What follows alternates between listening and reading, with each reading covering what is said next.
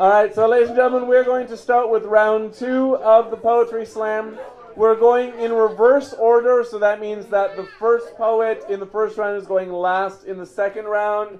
And we're going to start off with another sacrificial, so judges, get ready. We're going to do this all over again. Please welcome your round 2 sacrificial poet, Eytan Crouton.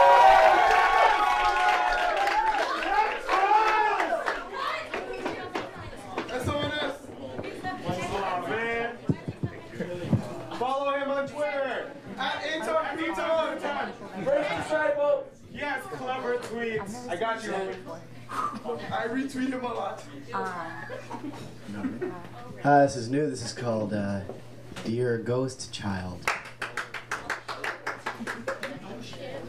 To the kid I might never have, not because I don't want one, but I gotta first search the earth for my better half. I dated one girl once for 3 years. We were too young and too much love to see clear. When we talked about marriage, we weren't kidding.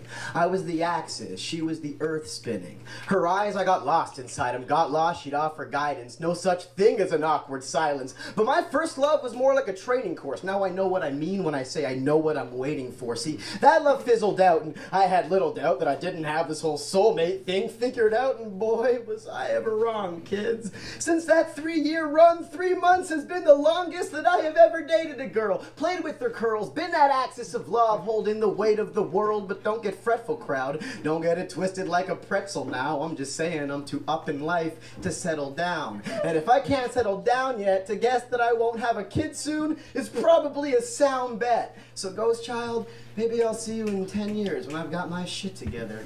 And Ghost Child, before I do that, I need to meet the person with which I want to live forever. And Ghost Child, it's easier said than done, but since my first love, I've been on nothing but a hunt for my second one. I know the story is getting long, but I want the second one to be the one this story is ending on.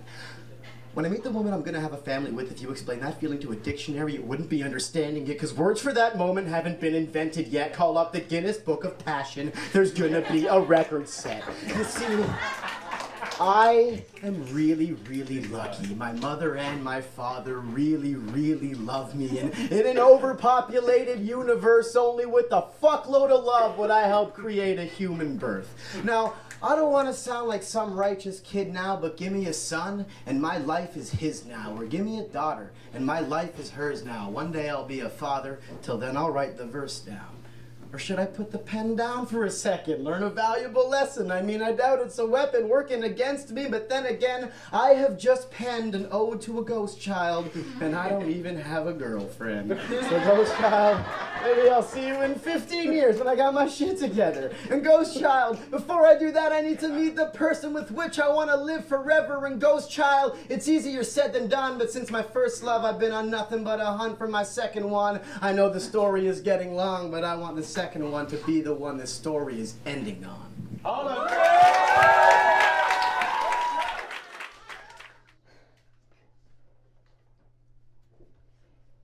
Hear me, hear me, hear. See me, see. Feel, taste, smell me, smell. But you can't. 'Cause I'm drowning.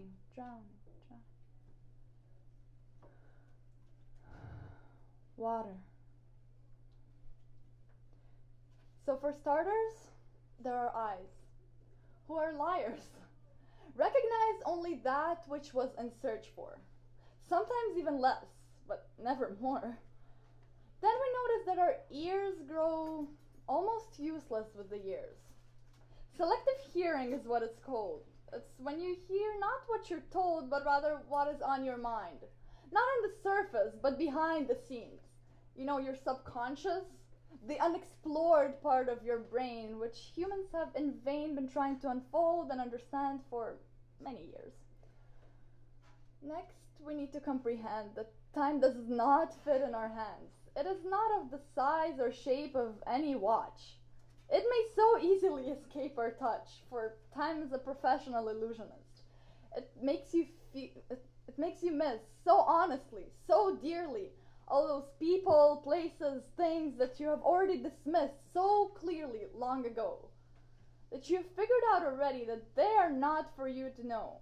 And even though it was not hard back then to throw them in the air and let the wind blow and take care of them for you, with time you grow so strong a will to undo all that brought you to the place you're at. Despite how happy and how fat you feel, fed up with all those beautiful emotions, a smile in sight that is expressed with every motion that you make. Yes, even then that will grow stronger every day.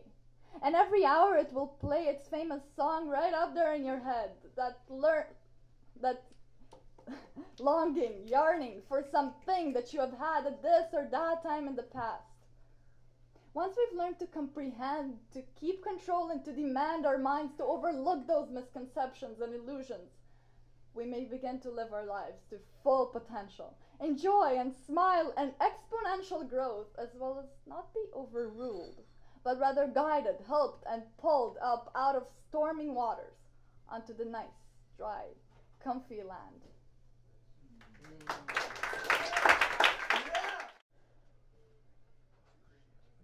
The sun'll come out tomorrow.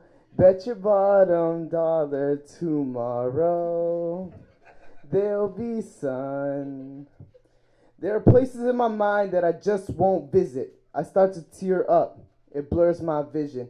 I miss you. Apologize if you felt misused. Trash cans filled with them tissues. We almost got matching tattoos. And the last time I kissed you, hit me like a pistol. Sliced my wrist like you put your favorite lipstick on a hollow tip, put it in a clip, and then blew a kiss. This the magazine dream, but this the last issue. Realize picture perfect isn't quite perfect, and it hits you. But I got a few things that I should really issue. Are you afraid of the height or afraid of the fall? Afraid of his might or of losing the brawl? Are you afraid of asking her out or afraid of rejection? Are you afraid of failure or are you afraid of not meeting expectations? Are you afraid of asking the question or sounding rude? Do you want the pretty lie or the ugly truth? Truth is, I bottle my emotions, drinking like there's a message at the bottom of the ocean. See, I swallow liquor bottles till they hollow when I see the truth. Like my craft was a polygraph, crooked like a cop in Compton. See, there's nothing common about this common factor when the only common factor is our common sense. But we don't have common sense because either you're rich, I'm poor, you're rich. See, our common sense is that we only have our common sense, so no one can see us with our common sense. So if you try and hit me with compliments, know that nowadays, it's like you don't even have to make sense to make sense. See, thoughts of a late night insomniac. Thoughts of a homicidal maniac. Sick like the thought of a pedophile and baby gap. See, insane in the brain is what I am. I haven't seen a black eye, no will I am, but I'm a boy with magic. You could call me Peter Pan. Nothing but a pen and pad in my hand, no friends around, so I just sit and jam to some tunes, instrumentals, whatever, man. Every day is gloomy to me, no weather, man. But I wake up happy and make some plans. But isn't it ironic? I spit fire, man. A 16 from me will leave you needing a fire, man. But isn't it ironic? I make you think higher, man. Then you gotta listen and get high again. Isn't it ironic? Isn't it ironic that I chill like ice cream man? No one hears me, so ice cream man. Isn't it weird how I go with your calls just like a taxi man? It's not ironic, it's just the way I am. How can beauty be defined when it's been refined into something that was once everything? Like all of beauty's been compressed into these little mini bottles, shipped away, endorsed by the rich, advertised by the models. See, they're selling this product like it's some kind of treasure, having pressured these women and children to spend their time looking at themselves in the mirror.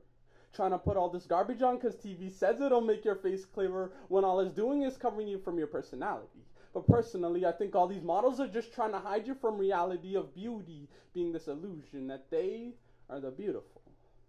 See, it's this aspect of beauty that just keeps filling our minds with confusion. How can beauty be defined as being so ugly?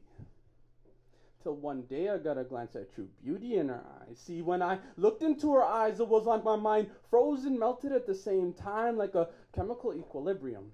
where the forward reaction equals the reverse. Like motion just stopped, and you're the only one who's moving at the speed of light. See, my mind got lost in her eyes, trying to take a picture of her soul so that it becomes blueprints in my mind, and over time use it to find my way into that gorgeous green apple of her eyes. But she turned away. So I asked her a question. I asked her if she liked poetry. But there I am thinking, damn, did I just ask her if she liked poetry at a poetry slam?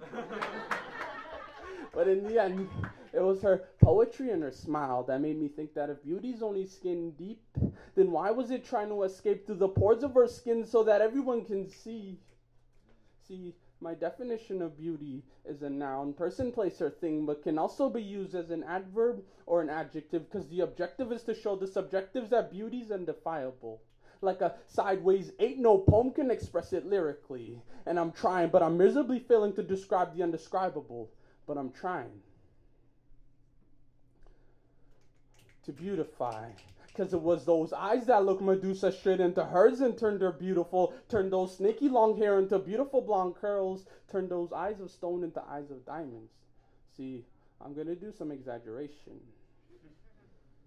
They say Medusa turned herself into stone, but a beauty figure like that turned a stone into a statue standing tall in New York City so that everyone can see.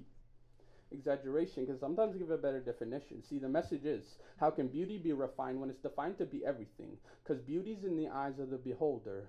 But maybe, just maybe, when people actually look and not just see beauty, their eyes will not be deceived by another model driving a car, advertising a bottle, lowering your self-esteem, but finally maybe wake up from the stream and go. Find something beautiful to add into your dictionary. Nice. Yeah!